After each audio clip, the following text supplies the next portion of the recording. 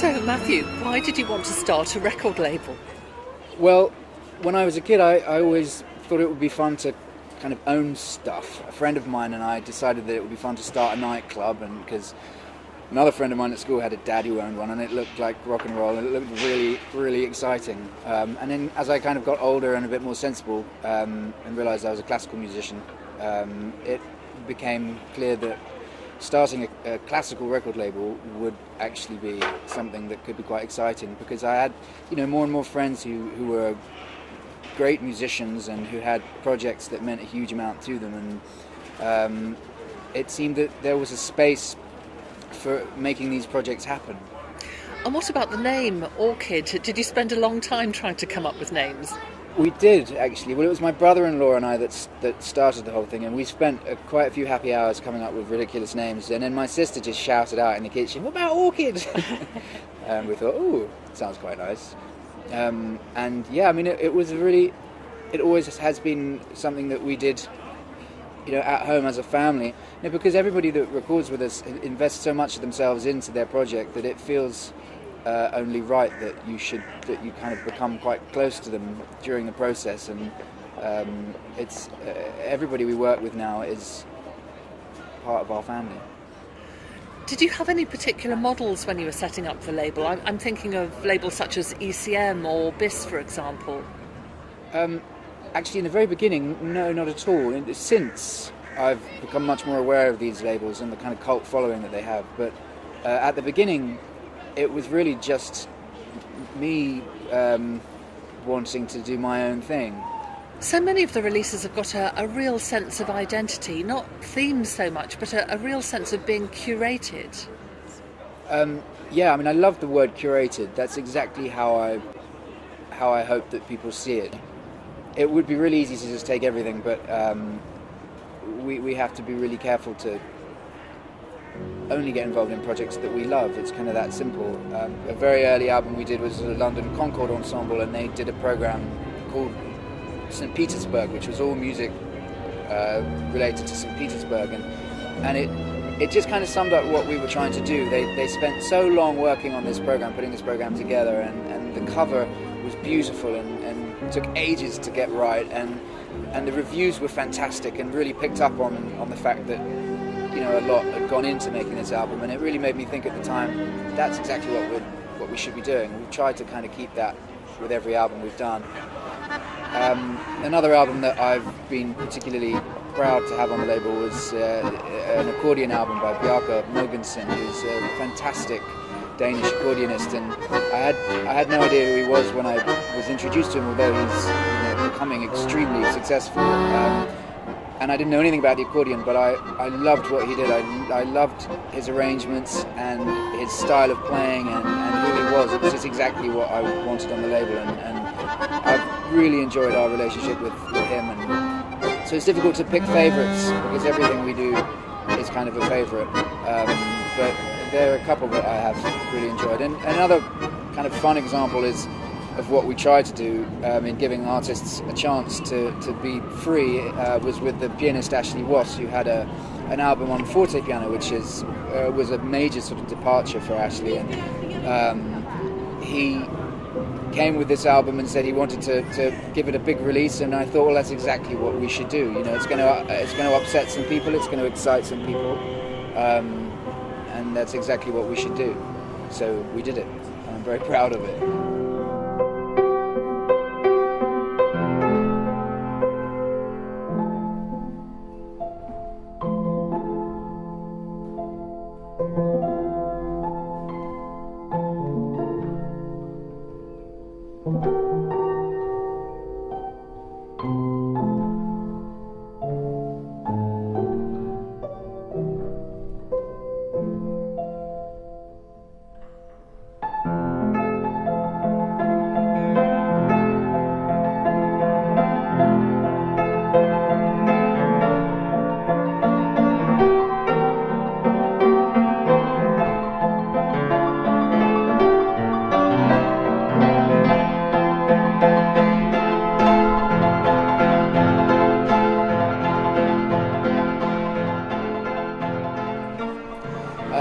another project that we're really proud of because we put it together from scratch and all elements of it, from photography to recording, production, and everything, was James Gilchrist's Schubert Cycle, which was a 3-album project. It was really important to him, and we were sort of extremely happy to be able to facilitate that, put the whole thing together and release it. And again, it got absolutely fantastic press, and it was a really worthwhile thing, so that we're very proud of that one.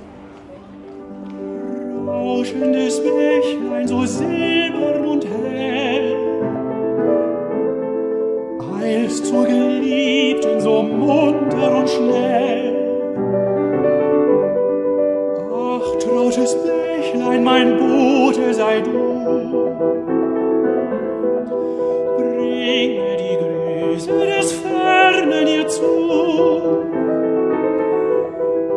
All ihre Blumen im Garten gepflegt, die sie so lieblich am Busen trägt. Is there a sense that as a performer you really understand other performers' needs and so you can fill in the gaps? I like to think so. I mean, we sit round, me and my friends sit round talking about these things a lot, and you know, it's funny, the things that come up most often are things like being unhappy with the covers of your records, and being unhappy with being forced to record in particular studios and on particular pianos, and it usually comes down to a kind of an element of wanting to control what you're putting so much love and energy into, and not having it taken away from you at the most important points. Is it possible to define the label's identity? Where is it now and where will you take it? I think if I had to define the label's identity, I would really like to think of it as a room in a museum, you know, a modern museum, a contemporary museum with, you know, a wall filled with beautiful projects which masses of love have gone into, and real personality, and kind of the most innovative approach possible to giving artists freedom over their projects and then bringing them out into the world as widely as you possibly can.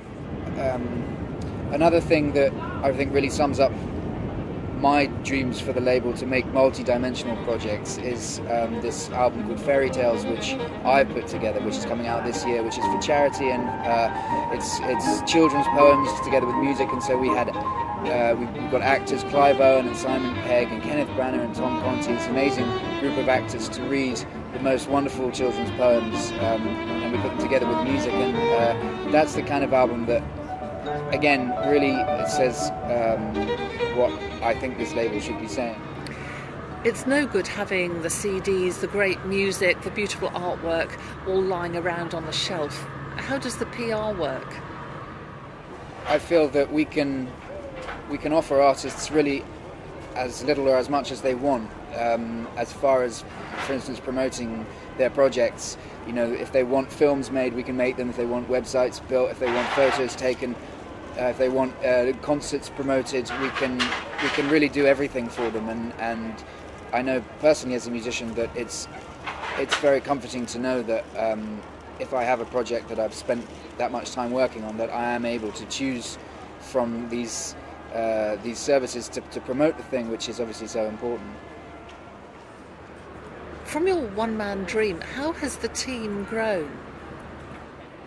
Well, that also has been really important since the beginning, that it actually became a proper organised business. And as one of my musician friends said to me after I'd explained the label to him, he said, "Are there any grown-ups involved?" Which was a very sensible question, and the answer, luckily, is yes. And I think it's actually something that's quite nice about our company, that we are run by a very successful music manager and a record executive and a technical engineer and myself. So all of our decisions are covered by all these different angles. So we kind of know when we're discussing anything from contracts to organising particular projects. Artists will be thought about, as will the business side of things, and I think that's been very, very important, that I can have fun looking for projects and artists whilst the business is run really, really well, because that's obviously crucial. Well, talking to you, Matthew, it seems that the future of Orchid is nothing but rosy. I hope so. Yeah, we have fun, a tremendous amount of fun doing it. Everyone involved really enjoys themselves, and I think that's important. And the artists seem to enjoy the process. And as I say, it seems to work really well. We have plenty to be doing. We have masses of projects. So absolutely, I'm really excited about the future.